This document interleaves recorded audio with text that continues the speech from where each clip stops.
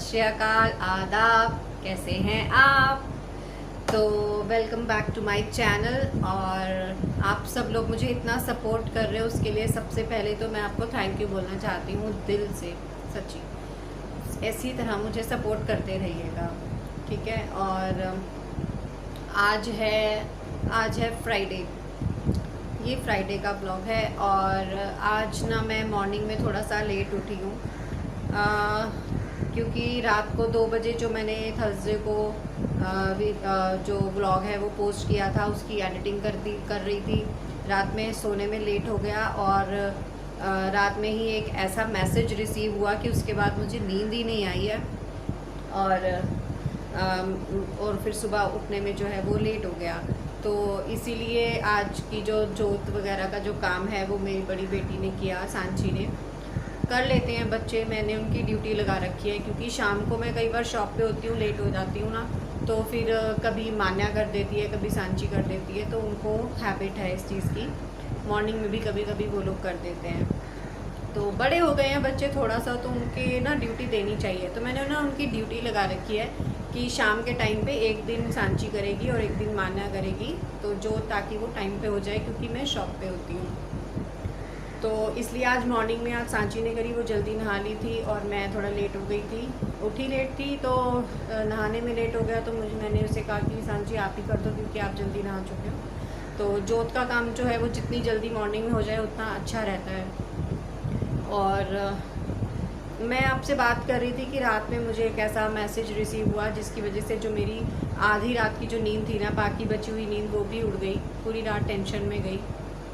Actually क्या है friends, ये जो कोरोना है ना, मतलब इसने समझ नहीं आ रहा, पूरी दुनिया का जीना इसने दुश्वार कर दिया है। और हमारी फैमिली में, मतलब हमारे रिलेटिव्स में ये 3rd केस है कोरोना का, जो आया है सामने। 3rd नहीं, 4th केस है। 4th केस है जो हमारी फैमिली में आया है। फर्स्ट जो था वो मेरे जिया जी थे, और वो काफ़ी हेल्दी हैं, अंदर से काफ़ी फिट हैं, तो मतलब वो ठीक हो चुके हैं पूरी तरह से। और सेकंड केस जो था वो मेरी बुआ के बेटे का था, वो भी यंग है, और उसने अपने आप को मतलब क्वारंटीन किया। थोड़ा वो ना, सच बताऊं तो वो घबरा गया था बहुत ज़्यादा। घबराए तो जिया जी भी थे, लेकिन वो बहुत ज़्यादा घबरा गया था। और लेकिन उसने भी जो है किसी मतलब ये टाइम जो था उसका कवर हो गया, क्वारंटीन निकल गया, और वो अब बिल्कुल ठीक है। और 3rd जो केस है वो मेरे कज़न चाचा चाची हैं, जिनको दोनों को एक ही घर में दोनों को हो गया, हस्बैंड और वाइफ को। जो चाचा जी हैं वो तो घर पे ही क्वारंटीन रहे, उनको ज़्यादा प्रॉब्लम नहीं आई। लेकिन जो चाची जी हैं उनको आईसीयू में एडमिट करवाना पड़ा, और वो अभी भी एडमिट हैं हॉस्पिटल में। लेकिन डॉक्टर का कहना है कि वो ठीक हो जाएंगी। और जो 4th केस जो रात की मैं आपको बात कर रही हूँ ना, 4th केस वो थोड़ा सा कॉम्प्लिकेटेड है। मेरे मामा हैं, बड़े मामा हैं, और जो मेरे मामा हैं, जो मेरी बड़ी मामा और बड़ी जो मामी हैं, वो मेरे मतलब नाना नानी की जगह पर हैं, क्योंकि मेरे नाना नानी नहीं हैं, और उन्होंने ही सारी ड्यूटीज़ उनकी पूरी करी हैं बहुत अच्छे से। और पूरे मतलब रिलेटिव्स में हर चीज़ का ध्यान वो लोग बड़े हैं, मतलब मेरी जो मम्मी का जो परिवार है ना, उसमें वो लोग सबसे बड़े हैं। और मतलब उनके बच्चों की शादी तो हो चुकी है, लेकिन फिर भी अभी उनकी एज इतनी ज़्यादा नहीं है। लेकिन जो मेरे मामा हैं ना, उनको हार्ट प्रॉब्लम है फ्रेंड्स। उनके दिल में ना जो वो कहते हैं छल्ले जो हैं, छल्ले पड़ते हैं ना दिल में जब अटैक आता है, तो उनको मतलब उनके साथ ये हो चुका है, तो वो हार्ट पेशेंट हैं, और उनको ये पॉजिटिव निकला है टेस्ट। तो हम लोग थोड़ा सा डरे हुए हैं, क्योंकि जो इस तरह की प्रॉब्लम्स के साथ और भी कई सारी प्रॉब्लम आ जाती है ना, तो फिर थोड़ा सा डर लगता है। लेकिन थोड़ी सी लापरवाही उनकी खुद की भी है फ्रेंड्स, क्योंकि उनके जो घर में जो उनकी बहू है, बेटा है, या मेरी मामी है, जो भी उनके परिवार में है, वो सब लोग ना रोज़ मतलब काढ़ा वगैरह ले रहे थे, हल्दी का दूध ले रहे थे, गर्म पानी पी रहे थे। लेकिन मेरे मामा ना मानते नहीं थे। होता है ना, एक उम्र में ना इंसान ना थोड़ा ज़िद्दी भी हो जाता है। तो उसको समझाना ना पॉसिबल नहीं होता, और उसको बिल्कुल मतलब आप कैसे समझाओगे, है ना। तो वो मतलब इस चीज़ को ना इग्नोर कर रहे थे कि मैं नहीं ले सकता। हाँ, लेकिन उन्होंने पूरा टाइम जो है, काफ़ी लंबा टाइम जो था वो घर के अंदर ही निकाला, क्योंकि उनको हार्ट की दिक्कत थी। तो उनको उनके बेटे ने, उनके घर वालों ने घर से बाहर बिल्कुल नहीं निकलने दिया। लेकिन अभी उनकी एक्चुअली स्टेशनरी की शॉप है, काफ़ी अच्छा और बड़ा काम है उनका। तो घर में बैठे बैठे भी इंसान कब तक बैठेगा ना, कितने महीने हो चुके हैं, आई थिंक सो 6 महीने तो हो ही गए हैं, है ना। और बड़ा आदमी कब तक घर के अंदर बैठेगा ना। तो और वो एक अच्छी सोसाइटी में रहते हैं, सबसे बड़ी बात तो ये है कि वो एक अच्छी सोसाइटी में रहते हैं अशोक विहार में। और उनकी जो सोसाइटी है ना फ्रेंड्स, वहाँ पर मीन्स सोसाइटी का गेट ही बिल्कुल बंद था। मतलब कोई भी रिलेटिव आए या कोई भी आए, उनकी बेटी जाती थी तो वो गेट, सोसाइटी के गेट पर ही मिलकर आती थी। किसी को भी ना सोसाइटी के अंदर जाने की इजाज़त नहीं थी। इवन की सब्ज़ी वाला, इवन की दूध वाला, मतलब कोई भी उस सोसाइटी के अंदर, घर के अंदर की बात नहीं कर रही हूँ मैं, सोसाइटी के अंदर एंटर करने की उसको इजाज़त नहीं थी। वहीं पर वॉचमैन था, वॉचमैन की ड्यूटी थी सबके घरों में, उसने सब्ज़ी, फ्रूट, दूध, जो भी ज़रूरत की चीज़ें हैं वो वॉचमैन पहुंचाता था। मतलब इतना ज़्यादा सेफ्टी मतलब वहाँ पर थी, है ना। आप समझ रहे हो ना मैं आपको क्या कहना चाहती हूँ, कि जिसको जिस दौर से गुजरना होता है ना वो हो ही जाता है, आप जितना मर्जी कुछ भी कर लो, है ना। तो कहने का मतलब ये है कि उन लोग, सोसाइटी वालों ने इतनी ज़्यादा सेफ्टी बरती, इतना सब कुछ किया। मामा बिल्कुल घर के अंदर बंद रहे। सिर्फ अभी उनको 10 दिन हुए हैं घर से बाहर निकले हुए, थोड़ा टाइम वो शॉप पे जाके बैठने लगे थे, और बस 10 दिन के अंदर ही उनकी तबीयत जो थी वो बिगड़नी शुरू हो गई। काफ़ी दिनों से उनको फीवर हो रहा था और वो दवाई लेते रहे, लेकिन वो आराम नहीं आया। फिर उनको अचानक जो है परसों रात को काफ़ी वॉमिटिंग्स और खांसी जो थी बहुत तेज़ होने लगी। वॉमिटिंग्स उनकी रुक ही नहीं रही थी बिल्कुल, और तो फिर उनको इमरजेंसी हॉस्पिटल लेके जाना पड़ा। और दिल्ली का एक हॉस्पिटल है, काफ़ी बड़ा और नया बना है बहुत रिसेंटली, अभी उसे बहुत ज़्यादा टाइम नहीं हुआ है, मॉडल टाउन में है। और मतलब गुरु तेग बहादुर सिटी के नाम से वो हॉस्पिटल है, और काफ़ी बड़ा है और साफ़ सुथरा है, क्योंकि वो भी जस्ट रिसेंटली ही बना है, मतलब 7-8 महीने ही हुए होंगे, इससे ज़्यादा मुझे नहीं लगता हुआ होगा। तो उन लोगों ने पहले तो घर पे ना नेट में चेक किया कि कहाँ कहाँ बेड अवेलेबल है, कहाँ कहाँ क्या फैसिलिटी है। कहीं पर, आप यकीन मानिए फ्रेंड्स, दिल्ली में, इतनी बड़ी दिल्ली है, इतने हॉस्पिटल्स हैं, कहीं पर भी कोई बेड खाली नहीं था।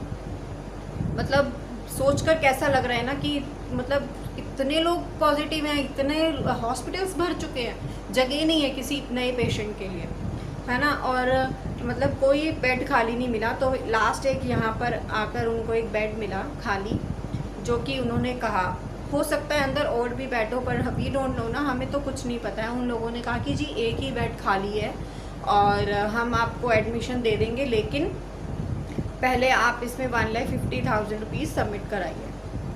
समझ रहे हो आप क्या कह रही हूँ मैं। रात के 12 बजे आधी रात में कोई आदमी की तबीयत इतनी ज़्यादा ख़राब है, वो वॉमिटिंग पे वॉमिटिंग करे जा रहा है, और हॉस्पिटल वाले कह रहे हैं कि आपकी एंट्री तब तक नहीं है जब तक कि आप 1.5 लाख रुपए जमा नहीं करा देते हो, 1,50,000 रुपीज़ जमा नहीं करा देते हो।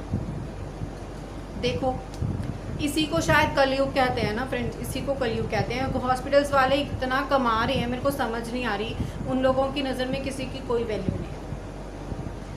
फिर क्या कर सकते हैं, फैमिली क्या कर सकती है ना, उनके घर का मेंबर इतना सीरियस है और इस तरह से पोजीशन है, तो उन लोगों को पैसा अरेंज करना ही पड़ेगा। अब जिनके पास है उन लोगों ने तो अरेंज क्या किसी के पास है, मतलब एक ऐसा भी तो होता है ना कि किसी के पास है पैसा, लेकिन उस टाइम पे मतलब रात के 12-1 बजे ऐसा तो नहीं है ना कि सब लोग घर पे रख के सोते हैं पैसे को। तो बस उन लोगों ने फिर इधर उधर से रिलेटिव को फ़ोन किया, इसको फ़ोन किया, थोड़ा थोड़ा करके सारा जो पैसा था वो जमा करवाया। उसके बाद उन हॉस्पिटल वालों ने उनको हॉस्पिटल के अंदर आने दिया। समझ रहे हो आप क्या कह रही हूँ, है ना। तो मतलब ठीक है, अब एडमिशन हो गया और अब वो अभी हॉस्पिटल में एडमिट हैं, लेकिन अभी कुछ उन्होंने बताया नहीं है, डॉक्टर्स ने उनको ग्लूकोज वगैरह, इंजेक्शन्स वगैरह चल रहे हैं। तो I hope, I pray to God कि उनको कुछ ना हो, और वो जल्दी ठीक हो जाएंगे, मुझे पूरी उम्मीद है। लेकिन बस ये है कि थोड़ा सा हार्ट की प्रॉब्लम है, तो इसलिए थोड़ा सा सब लोग थोड़ा सा डर रहे हैं। और बस मैं एक्चुअली आपसे सिर्फ ये शेयर इसलिए कर रही हूँ कि एक तो आप प्रे करिए ना सबके लिए, मेरे मामा के लिए या मेरे रिलेटिव के लिए नहीं, सबके लिए, कि भगवान सबको बचा के रखे। लेकिन बचा के रखे, और सबसे बड़ी बात यह है कि ये जो बीमारी आई है ना, ये फटाफट से अब ख़त्म हो जाए, या इसकी कोई दवाई आ जाए, कुछ ऐसा सॉल्यूशन हो जाए कि हॉस्पिटल वाले जो हैं वो अपनी मनमानी ना कर सकें, है ना।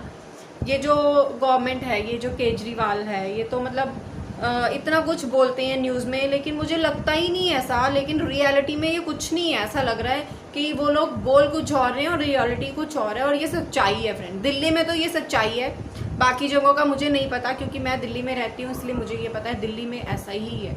वो बोल कुछ और रहे हैं, नंबर्स कुछ और बता रहे हैं, रियलिटी में नंबर्स कुछ और हैं, डेथ कुछ और है, हॉस्पिटल्स की फैसिलिटीज़ बता कुछ और रहे हैं, कुछ और। आपको मैंने बता दिया ना। अभी तक तो हम लोग भी न्यूज़ में सुन रहे थे, देख रहे थे कि गवर्नमेंट ये कर रही है, गवर्नमेंट वो कर रही है, लेकिन जब अपने साथ बीतती है, अपना ही घर का केस है कि हॉस्पिटल वालों ने उनको बिना पैसे जमा किए, वो भी 1.5 लाख रुपए उस बीमारी के लिए जिसकी कोई मेडिसिन नहीं है ना, जिसका कोई इलाज नहीं है। सबसे बड़ी बात तो ये है कि वो लोग 1.5 लाख रुपए लेकर करेंगे क्या, है ना। किसी चीज़ का इलाज नहीं है, किसी का मतलब सिर्फ उनकी टेक केयर करेंगे, इसलिए सिर्फ उनको मतलब एक बेड दिया है उन्होंने उनको, और इसके लिए उन्होंने 1.5 लाख रुपए एडमिशन के टाइम पे लिए हैं, और अभी आगे और पता नहीं कितना लेंगे। समझ रहे हो ना आप, ये तो उन्होंने एडमिशन पे लिया है, आगे और कितना लेंगे डोंट नो, कुछ नहीं पता। और वो जितना मांगेंगे ना, फैमिली को उतना देना पड़ेगा, है ना, क्योंकि हॉस्पिटल वालों के लिए तो वो बंदा मुझे कोई मायने नहीं रखता, लेकिन फैमिली के तो उनका फैमिली मेम्बर तो मायने रखता है ना। तो बस यार, मतलब मैं आप सबसे सिर्फ ये कहना चाहती हूँ कि प्लीज़ आप लोग लापरवाही बिल्कुल मत बदलिए। ऐसी नौबत ही मत आने दो कि आपको सीरियस होना पड़े, आपकी हालत सीरियस हो जाए और आपको हॉस्पिटल जाना पड़े, है ना। आप प्लीज़ ऐसी लापरवाही मत करो। आप डेली दिन में एक बार काढ़ा लो, अपनी पूरी फैमिली को दो। एक दिन छोड़ के ले लो यार, रोज़ नहीं ले सकते तो एक दिन छोड़ के ले लो, एक दिन काढ़ा ले लो, एक दिन गर्म पानी तो आप दिन में कई बार पी सकते हो, उसका कोई नुकसान भी नहीं है, और कुछ भी आपको उसमें कुछ बनाने की तो ज़रूरत है नहीं, है ना। तो गर्म पानी तो आप पीते रहो, काढ़ा दिन में एक बार ले लो, एक दिन आप हल्दी वाला दूध ले लो, मतलब कुछ ना ऐसा घर पे करते रहो, उस बीमारी के आने से पहले, आने के बाद नहीं यार। मतलब आप पहले से ही अपने आप को ऐसा रखो ना कि वो आए ही ना आपके पास, ठीक है ना। तो मेरी आपसे सिर्फ यही रिक्वेस्ट है कि प्लीज़ आप लोग अपना ध्यान रखिए, प्लीज़ अपने घर पर रहिए, और प्लीज़ अपनी ये जो आप अब तो इतना कुछ पता चल चुका है, लोग अवेयर हो चुके हैं ना इस बीमारी को लेकर, तो आप लोग प्लीज़ अपनी टेक केयर अभी से शुरू कर दीजिए, इससे पहले कि वो बीमारी आपके घर तक आए। आप उसको अपने घर तक आने ही मत दो। आप अपने आप को इतना अंदर से मजबूत रखो कि वो बीमारी आप तक आ ही ना पाए, और ना ही आपको हॉस्पिटल जाना पड़े, है ना। तो प्लीज़ फ्रेंड्स, और सबसे बड़ी बात, आप अपना ध्यान रखिए और भगवान जी से प्रे करिए कि ये बीमारी ही ख़त्म हो जाए। मैं किसी एक 1 पर्सन के लिए प्रे करने के लिए बोल ही नहीं रही हूँ, मैं तो सिर्फ ये कह रही हूँ कि भगवान जी इस बीमारी को ही ख़त्म कर दो, या फिर इसकी कोई ऐसी मेडिसिन ला दो कि नॉर्मल इंसान जो है नॉर्मल ज़िंदगी एक जी सके, ठीक है ना। तो चलिए, एक्चुअली बस ये वीडियो मैंने इसीलिए शेयर किया था कि प्लीज़ आप लोग अपना ध्यान रखिए, बीमारी के आने से पहले ही अपने आप को प्रिपेयर रखिए ना उसके लिए, ठीक है। तो मिलते हैं कल नेक्स्ट ब्लॉग में। आज मैंने सिर्फ ये वीडियो आपके साथ इन्फॉर्मेशन शेयर करनी थी। तो अगर आपको मेरी ये बात ठीक लगी हो तो प्लीज़ इस वीडियो को लाइक कर देना, शेयर कर देना, और चैनल को सब्सक्राइब कर देना। Bye friends.